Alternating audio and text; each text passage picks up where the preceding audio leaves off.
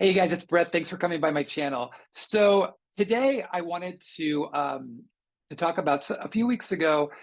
I was, I don't know, discussing either books that I wanted to get to or books that were coming up, all on my Netgalley page. And someone had asked, could you share your Netgalley page with us and show us that? And so I thought, well, that's kind of an interesting idea. So that's what I'm going to do today. I thought I would, for those of you who have never seen the NetGalley webpage, I can take you through it. For those of you who have, you can see what kind of stuff I have in my queue, I guess it's a queue, to read or haven't read yet, which is, I'm not going to lie, quite a bit. So yeah, so let's go right into it.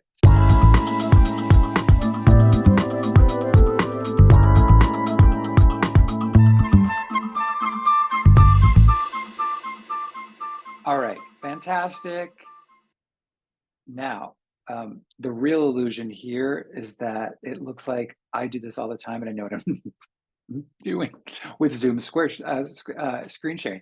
All right, so when you first come into NetGalley, for those of you who've never seen it, for those of you who have seen it, you can fast forward. It looks like this. You have an account that's set up. NetGalley was developed as a tool for publishers to work with booksellers, librarians, book bloggers, as well as influencers, anybody that can help get the word out about the books that they have coming out. They want people to, read the stuff and then post reviews, all of which, once you write a review, you post it right inside the app, which then goes to the publishers so they can see it, as well as letting them know where you are posting your review. So for anybody who's starting out, or for anybody who, especially who's working in social media, working like you're making money, anybody who's on social media, looking to see what's coming out, so you could tell the people that follow you or your blog or whatever, it's a great, great, great starting place, obviously, as well as for librarians and for booksellers to know also what they're going to be, what to get excited about or not get excited about, as it were. All right, so if we go into here,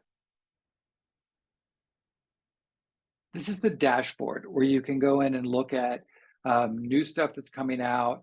You could choose different categories. You can add or take away categories. I don't know how well you can see. This is my categories are biographies and memoirs, general fiction, LGBTQ plus, literary fiction, own voices. Those are my tops. So you can kind of scroll through and see if there's anything that strikes your fancy. Just to show you if there was, say, this is something I wanted. You'd go over here, if you look, it says request, do you like the cover? Then you'd send that in, send the request. Sometimes you can hear right away, depending on the publisher, you'll hear almost immediately whether you've been approved or not. Other times I'll show you, you just never hear, you get ghosted. All of that's fine. There is something crushing when you want a book so bad and suddenly you get an email that says like, we're sorry, we're not approving you for whatever kind of reason. All right, so if we go over here to my shelf, you will see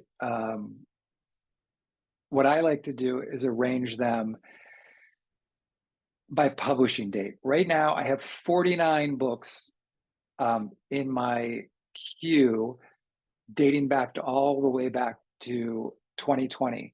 It's probably a good bet I am never going to get to these books, but I like to be positive and think that I might. The problem is what happens is part of your approvals on NetGalley is based on the percentages of things that you're actually reviewing. So I'm going to take you up here for a second. So for example, right now, my feedback ratio is 61%. I have 132 approved, and I've sent feedback on 81. they're recommending your ratio is 80%. But okay, so um, back to here again. So many things on here I thought I would get to, and for whatever reason I didn't. I thought for sure Ian McEwan's Lessons I would have read. Same with David Milch's life work, and I still desperately want to go back to that, but for whatever reason have not. Um, so looking down here where we are now, April 18th is kind of my next deadline for the Five Sorrowful Mysteries of Andy Africa. Uh, that'll be kind of next up for me, as well as Chain Gang All Stars, which I'm going to try to read next month because this is, I think, going to be one of the bigger books of the summer. It's already getting tons of buzz about two female gladiators fighting to get out of a kind of crazy prison. So it's supposed to be amazing. I'm also really, really, really excited about the new Abraham Verghese, who wrote Cutting for Stone, one of my favorite books. This is his new novel. So that is coming out also May 2nd, the same with Chain Gang All Stars. Half Moon by Mary Beth Keane. I was a big fan of Ask Again Yes. This is her new novel. So excited about this one. The Ferryman by Justin Cronin, which is the sequel to The Passage.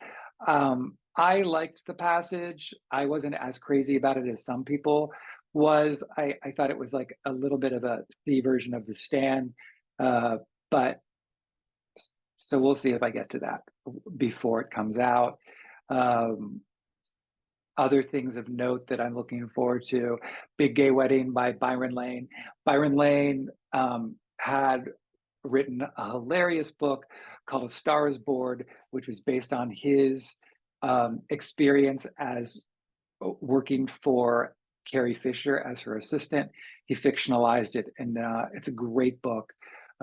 His husband is Stephen Rowley, who wrote The Guncle, who his new book, The Celebrants, comes out the same day as Byron's, which is May 30th.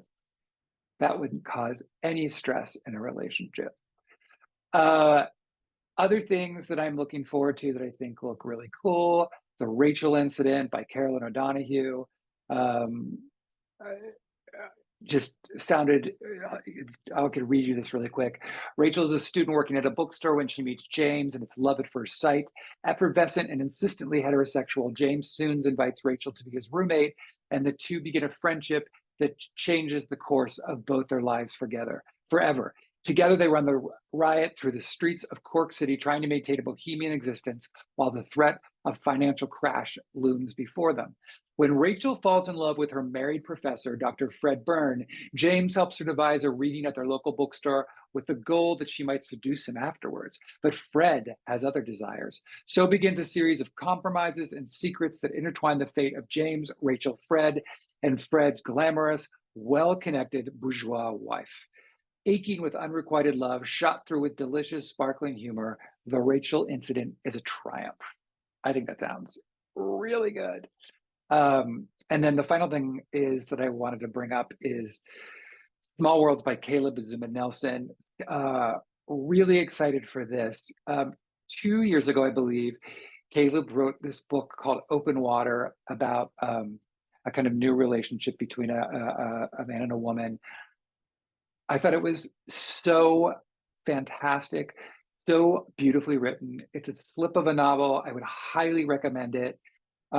His writing was like poetry, so when they announced that like he had a new book coming out, I'm so excited for that.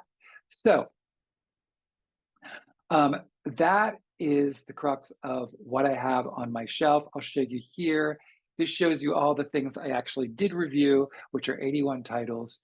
So see, I do actually read a lot of them. There's quite a bit in there. And then not active pertains to either pending request or declined requests. These are the pending requests I have. And realistically, if I've asked for something as far back as August of 2022, and I still haven't been approved, then effectively I've been ghosted. And also the wall of shame, all the decline requests um, that I haven't got. Sometimes there are publishers who have just systematically not approved me for anything.